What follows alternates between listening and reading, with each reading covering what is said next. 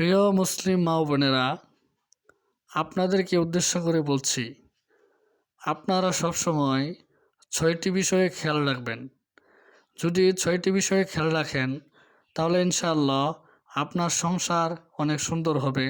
তার মধ্যে ১ নাম্বার হচ্ছে, যখন আপনার স্বামী কোনো বিষয়ে নিষেধ করবে, অর্থাৎ আপনি আপনার স্বামীর কাছে কোনো বিষয়ে আবদার করেছেন, কিছু চাইছেন অথবা কোনো জায়গায় যেতে আবদার করেছেন, তখন আপনার স্বামী মানে এই বিষয়ে নিষেধ করছেন, নিয়ে যেতে চাচ্ছেন না অথবা কিনে দিতে চাচ্ছেন না, তখন আপনি এই বিষয়ে কোনো কথা না বলে চুপ থাকবেন।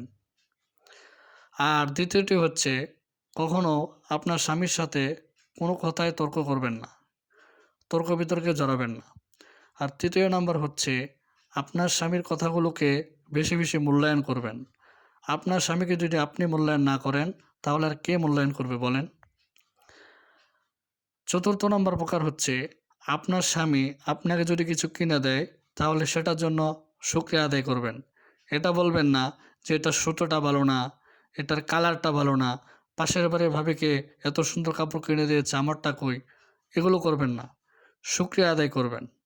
আর পঞ্চম নম্বরটা হচ্ছে, আপনার স্বামীর কামাই রোজগার যতটুকুই হোক ততটুকুই শুকরিয়া আদায় করবেন। কখনো বলবেন না, এই টাকা দিয়ে তো কিছুই হবে না, কি কামাও? এগুলো আপনার স্বামীকে বলবেন না। কারণ এই কথাগুলো যদি আপনার স্বামীকে বলেন তাহলে আপনার স্বামী তার প্রতি যে বিশ্বাস, সেই বিশ্বাসটা সে হারিয়ে ফেলবে এবং সে আস্তে আস্তে তার কাজ থেকে সে দূরে সরে যেতে থাকবে। এতে আপনার জন্য আরও বড় ক্ষতি। তাই আপনার স্বামীর কাজ যেটাই হোক সেটাকে কখনো ছোট করে দেখবেন না।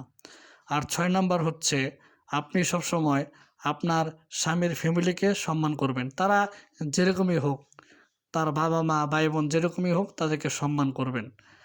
আল্লাহ তাআলা আমাদের সকলকে উক্ত কথাগুলোর উপর আমল করার তৌফিক দান করুন। আমিন।